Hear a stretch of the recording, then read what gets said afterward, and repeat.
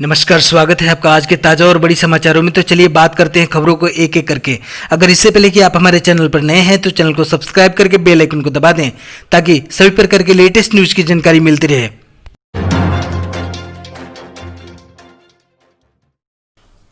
नौकरी पेशा करने वालों को मोदी सरकार का तोहफा, अब ग्रेजुएटी के लिए नहीं करना होगा 5 साल का इंतजार। जी हां, आपको बता दें कि नौकरी पेशा वाले लोगों के लिए यह किसी खुशखबरी से कम नहीं है। मोदी सरकार के श्रम विधेयक को राज्यसभा में मंजूरी मिल गई है।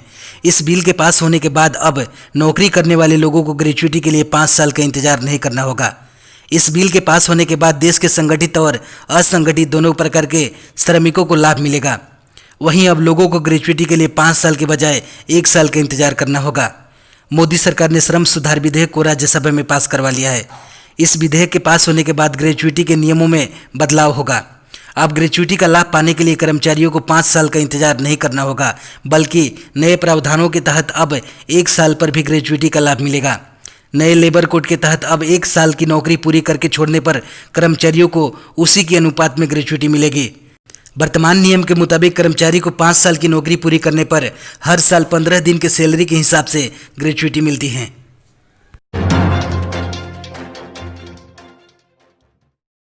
प्रकाश जावड़ेकर ने कहा, दिशाहीन राजनीति कर रहा है विपक्ष, हंगामा कर राज्यसभा को किया शर्मसार।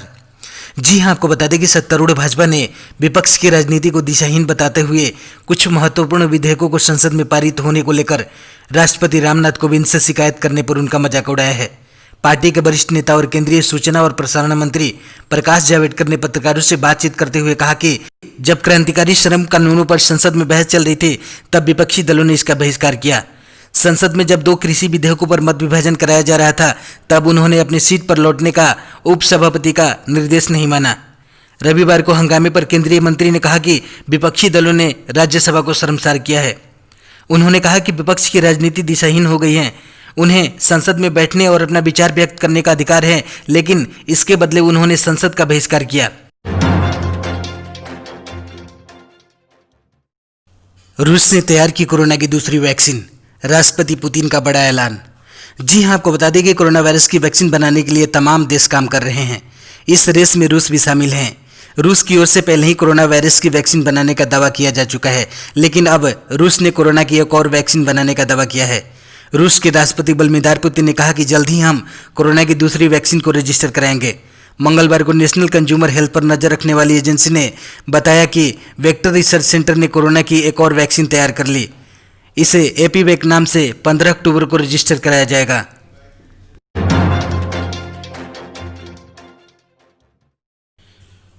सोना 2500 रुपये नीचे लुढ़का, 10,000 रुपये नीचे गिरा चांदी के भाव।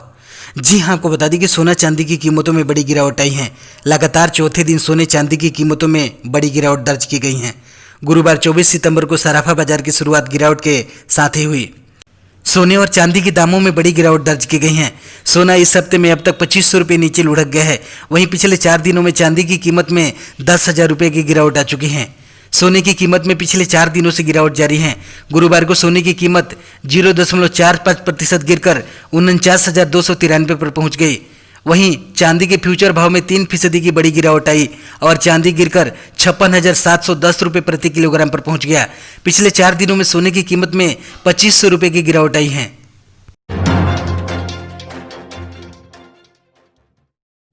बिहार के कई इलाकों में भारी वज्रपात की आशंका, 48 घंटों तक घरों से बाहर न निकलें। जी हां, आपको बता दें कि नेपाल के साथ साथ बिहार के अधिकांश जिलों में लगातार बारिश हो रही है।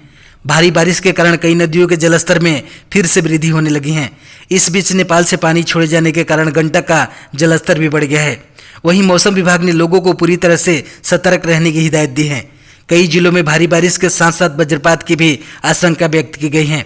मौसम विभाग के अलर्ट के मुताबिक अगले 48 घंटों में बिहार में मानसून अति सक्रिय रहने की संभावना है, जिसके कारण भारी वज्रपात की अतिवृष्टि होने वाली है। मौसम विभाग ने जिन जिलों के लिए चेतावनी जारी किया है उनमें उत्तरी पश्चिम और उत्तर बिहार के पूर्वी चंपारण, पश्चिमी चंपारण, शिवहर, सिवान, गोपालगंज, सीतामढ़ी, सुपौल, दरभंगा, मधुबनी, अररिया, किशनगंज, समस्तीपुर, कटिहार, पूर्णिया और मुजफ्फरपुर शामिल हैं। राजधानी पटना के लिए भी अलर्ट जारी किया गया है। भारी बारिश की चेतावनी के साथ साथ मौसम विभाग ने आम लोगों को घरों से निकलने से मना किया है। वहीं किसानों से पक्के के घरों में शरण लेने की अपील की है।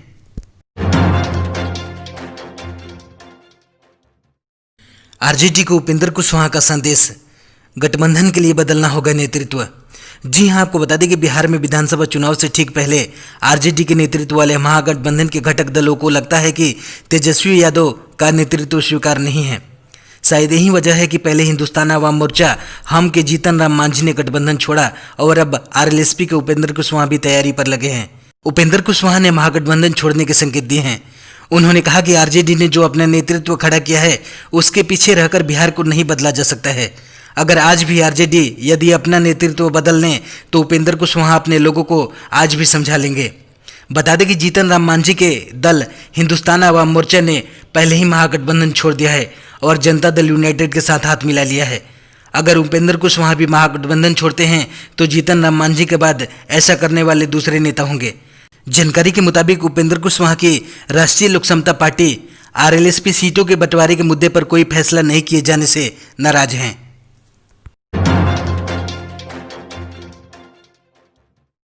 भारत में पिछले 24 घंटों में 86,508 नए मामले, 1129 की मौत।